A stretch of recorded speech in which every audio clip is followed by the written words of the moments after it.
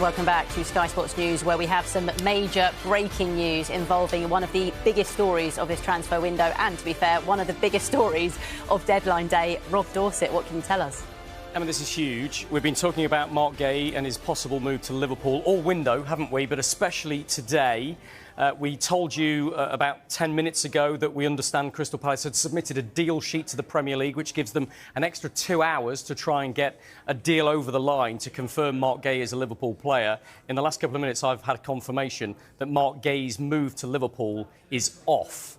Now, we don't know the details of why at this precise moment. We don't know whether that's because Crystal Palace called time on the move, because we know that they were struggling to get a replacement in for him.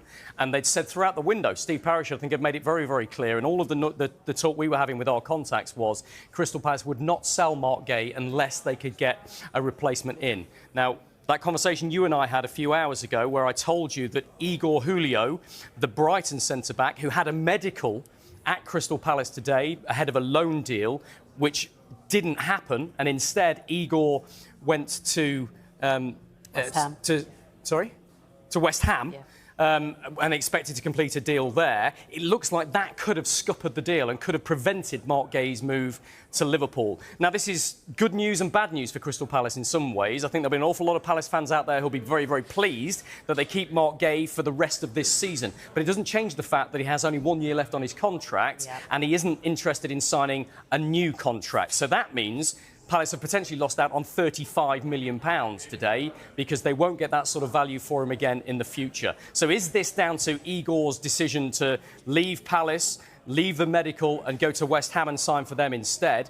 By the way, that deal isn't quite done yet, because West Ham have submitted a deal sheet themselves to try and give them extra time to get the Igor transfer over the line. So it's a horrific situation. It's one we've never seen before, I don't think, in the history of all of the transfer windows. An extraordinary bun fight from clubs right at the end of the window to try and get deals over the line. As things stand, we think there are more than 20 deals which are still outstanding. We don't know whether they have crossed the line or not yet. We don't know whether deal sheets have been submitted for those deals to be completed. We know that Donnarumma has been a deal sheet with Manchester City. We don't expect Manchester City to confirm or deny that has gone through until tomorrow.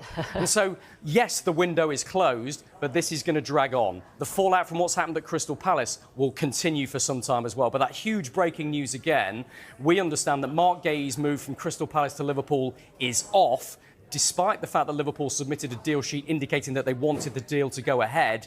What is it that has caused that deal to fail right at the very last minute? Wow, what a finale to one of the most incredible transfer windows we have ever seen. Thank you, Rob, for now. The Marc Guéhi to Liverpool saga took a dramatic twist on deadline day. Liverpool had reached a £35 million agreement with Crystal Palace for their captain, even securing a 10% sell-on clause.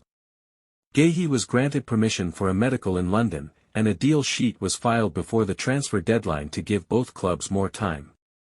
But just when it looked like the move was sealed, Palace pulled the plug. Manager Oliver Glasner insisted the defender couldn't leave without a suitable replacement. With Brighton's Igor Julio choosing West Ham and only JD Canvat arriving from Toulouse, Palace refused to weaken their squad. As a result, the deal collapsed at the final hurdle, despite Guéhi being ready to sign.